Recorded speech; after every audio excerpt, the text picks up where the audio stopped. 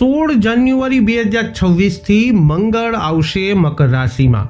તો મંગળ ગોચરનો તમારી રાશિ પર કેવો રહેશે પ્રભાવ? મિત્રો, આ વિડીયોમાં આપણે ચર્ચા કરીશું મેષ, વૃષભ તથા મિથુન રાશિના જાતકોની। તો નમસ્કાર મિત્રો, અંબા એસ્ટ્રોલોજી ગુજરાતી ચેનલમાં આપ બધાનું ખૂબ ખૂબ હાર્દિક સ્વાગત છે। મિત્રો, નિયમિત જ્યોતિષીય માર્ગદર્શનને લગતા વિડીયો જોવા માટે તમે અમારી ચેનલને અત્યારે જ સબસ્ક્રાઇબ કરી લો। આ વિડીયોને લાઇક અને શેર કરવાનું ભૂલશો નહીં। જ્યોતિષને લગતા મૂંઝવતા પ્રશ્નોના સમાધાન માટે તમે અમારો સંપર્ક અવશ્યથી કરી શકો છો। મિત્રો, વૈદિક જ્યોતિષ શાસ્ત્રમાં ગ્રહોના રાશિ પરિવર્તનનું ખૂબ જ મહત્વ છે। દેશ અને દુનિયાની સાથે વ્યક્તિના જીવન ઉપર પર તેની અસર સ્પષ્ટપણે દેખાય છે। તમને જણાવી દઈએ કે ગ્રહોમાં મંગળને ગ્રહોના સેનાપતિ માનવામાં આવે છે। તે ક્રોધ, યુદ્ધ, અસ્ત્ર શસ્ત્ર, સાહસ, વીરતા, શૌર્ય આ બધાના કારક છે। જ્યોતિષ શાસ્ત્ર અનુસાર મંગળ 16 જાન્યુઆરી 2026 થી મકર રાશિમાં ગોચર કરવા જઈ રહ્યા છે।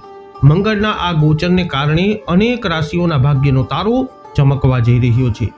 મંગળ ક્યારે ગોચર કરશે? તો જ્યોતિષ શાસ્ત્ર અનુસાર મંગળ 16 જાન્યુઆરી 2026 ની રાત્રે 3 કલાક અને 51 મિનિટે શનિની મકર રાશિમાં પ્રવેશ કરશે। તો આવો જાણીએ મંગળનું આ રાશિ પરિવર્તન તમારા જીવનના કયા ક્ષેત્રોને કરશે પ્રભાવિત। આ વિડીયોમાં અંત સુધી અમારી સાથે જોડાયેલા રહેજો। સર્વપ્રથમ વાત કરીશું જેમના નામના અક્ષરો હોય છે અ, લ, ઈ, મેષ રાશિની। મેષ રાશિના જાતકો માટે તમારા પ્રથમ સ્થાન અને 8મા સ્થાનના સ્વામી મંગળ હવે તમારા 10મા ભાવમાં ગોચર કરવાના છે, જે સ્વાસ્થ્ય સમસ્યાઓ અને અવરોધોનું પ્રતિનિધિત્વ કરે છે। મંગળ ગોચર દરમિયાન તમને કારકિર્દીમાં લાભ થશે, નવી નોકરીની તકો ખુલશે, જ્યારે કેટલાક સરકારી હોદ્દા પણ તમે મેળવી શકો છો, જે તમને સંતોષ અપાવશે। આ સમયગાળા દરમિયાન તમારે કામ માટે ઘણી મુસાફરી કરવાની જરૂરત પડી શકે છે, જે ફળદાયી પણ સાબિત થશે। જેમની પાસે પોતાનો વ્યવસાય છે તેઓ ક્યારેક નફો જોશે અને ક્યારેક નહીં। વધુમાં તમારે સ્પર્ધકો તરફથી સખત સ્પર્ધાનો સામનો પણ કરવો પડી શકે છે। જો કે વ્યવસાયમાં સફળતા મેળવવા માટે તમારે સતત તમારી નીતિઓમાં ફેરફાર કરવાની જરૂરત પડશે, તો જ તમે નફો અને સ્થિરતા બંને જાળવી શકશો।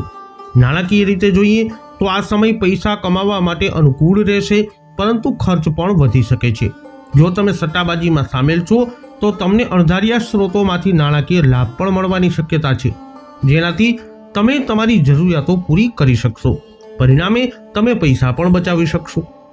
પ્રેમની વાત કરવામાં આવે તો મંગળનું ગોચર તમારા સંબંધો માટે અનુકૂળ રહેશે, મધુર અને પ્રેમાળ સંબંધ જાળવી રાખશે। વધુમાં તમે તમારા જીવનસાથી પ્રત્યે વફાદાર અને સમર્પિત રહેશો, જે તમારા સંબંધોમાં ખુશીઓ વધારશે। પરિણામે તમારા બંધન મજબૂત બનશે। સ્વાસ્થ્યની દૃષ્ટિએ જોઈએ તો મંગળના ગોચર દરમિયાન તમને કોઈ મોટી સ્વાસ્થ્ય સમસ્યાઓનો સામનો કરવો પડશે નહીં, પરંતુ તમને માથાનો દુખાવો આ સમય અવધિમાં થઈ શકે છે। હવે વાત કરીશું જેમના નામના અક્ષરો હોય છે બ, વૃષભ રાશિની। વૃષભ રાશિના જાતકો માટે મંગળ તમારા 7મા અને 12મા ભાવના સ્વામી છે અને હવે તમારા 9મા ભાવમાં ગોચર કરવાના છે। તમારી કુંડળીનું 7મું અને 12મું ભાવ તમારા જીવનસાથી, સંબંધો અને ખર્ચનું પ્રતિનિધિત્વ કરે છે। પરિણામે મકર રાશિમાં મંગળના ગોચર દરમિયાન તમને તમારા જીવનસાથી, વ્યાવસાયિક ભાગીદારો અને મિત્રો સાથે સમસ્યાઓનો સામનો કરવો પડી શકે છે।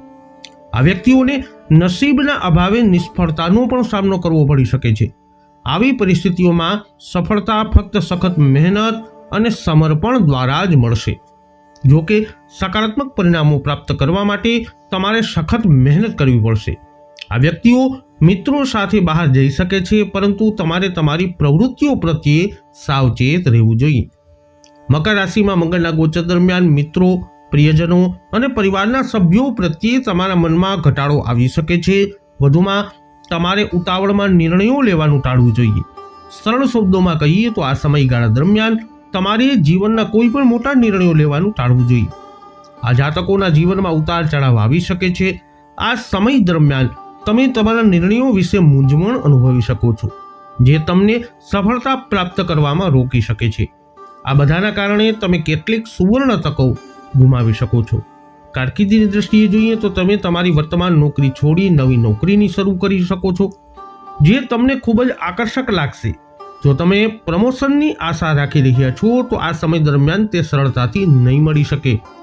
જો તમે પોતાનો વ્યવસાય ધરાવો છો તો મંગળના મકર રાશિમાં ગોચર દરમિયાન તમને વધારે નફો નહીં થાય, વધુમાં તમને તમારા વ્યવસાયિક ભાગીદારો સાથે સમસ્યાનો સામનો પણ કરવો પડી શકે છે, જેના પરિણામે નુકસાન થઈ શકે છે.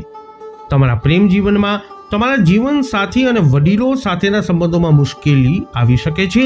વધુમાં તમને અહંકાર સંબંધિત સમસ્યાઓનો અનુભવ થઈ શકે છે, જેના કારણે તમારા સંબંધોમાં ખુશીઓનો અભાવ આવી શકે છે. સ્વાસ્થ્યની વાત કરીએ તો આ જાતકો તેમના જીવનસાથીના સ્વાસ્થ્ય પર પૈસા ખર્ચવા પડી શકે છે, જેના કારણે તમને તકલીફ થઈ શકે છે. પરિણામે તમે તણાવમાં આવી શકો છો. તેથી યોગ અને ધ્યાન કરવાની ભલામણ અમે તમને કરીએ છીએ. હવે વાત કરીએ જેમના નામના અક્ષરો હોય છે ક, છ, ઘ, મિથુન રાશિની. મિથુન રાશિના 6 અને 11મા ભાવના સ્વામી મંગળ હવે તમારા 8મા ભાવમાં ગોચર કરવાના છે. 6 અને 11મા ભાવના સ્વામી તરીકે તમારા 8મા ભાવમાં મંગળનું ગોચર તમને સકારાત્મક અને નકારાત્મક બંને પરિણામો આપી શકે છે. તમારી કારકિર્દીની પ્રગતિ મર્યાદિત રહેવાની શક્યતા છે. વધુમાં નોકરીમાં ફેરફાર અથવા નવી તકો અવરોધાઈ શકે છે, જે તમારી પ્રગતિને અસર કરી શકે છે. તમને વિદેશથી પણ નોકરીની તકો મળી શકે છે. જો તમે વ્યવસાયમાં છો તો તમે તમારા વ્યાવસાયિક વ્યવહારો દ્વારા નોંધપાત્ર નફો કમાઈ શકશો નહીં. પરિણામે તમે તમારા સ્પર્ધકો સાથે સ્પર્ધા કરવામાં નિષ્ફળ થઈ શકો છો. મંગળ ગોચર દરમિયાન આર્થિક રીતે તમારું નસીબ નબળું રહેશે અને તમે વધારે પૈસા કમાઈ શકશો નહીં. વધુમાં તમારી બચત કરવાની ક્ષમતા પણ નબળી પડી શકે છે. સંબંધોની વાત કરવામાં આવે તો મંગળના ગોચર પ્રભાવથી સમજણનો અભાવ થઈ શકે છે, ખાસ કરીને તમારા જીવનસાથી અને પ્રિયજનો સાથે. તેથી તમે મજબૂત સંબંધ જાળવી શકશો નહીં. આ સમય દરમિયાન તમને કોઈ મોટી સ્વાસ્થ્ય સમસ્યાઓનો સામનો કરવો પડશે નહીં. જો કે માથાનો દુખાવો જેવી નાની સ્વાસ્થ્ય સમસ્યાઓ ચાલુ રહી શકે છે. તો મેષ, વૃષભ તથા મિથુન રાશિના જાતકો વૈદિક જ્યોતિષશાસ્ત્ર અનુસાર 16 જાન્યુઆરીથી મંગળનું મકર રાશિમાં ગોચર તમારી રાશિ પર કંઈક આવો કરી શકે છે પ્રભાવ. આ વિડીયો અંગેના તમારા અભિપ્રાય, તમારા મંતવ્ય કોમેન્ટમાં જણાવજો. વિડીયોને લાઇક કરજો, શેર કરજો. આપે અમારી ચેનલને સબસ્ક્રાઇબ ન કરી હોય તો અવશ્ય કરી લેજો. ફરી મળીશું નવા વિડીયોમાં. જય અંબે.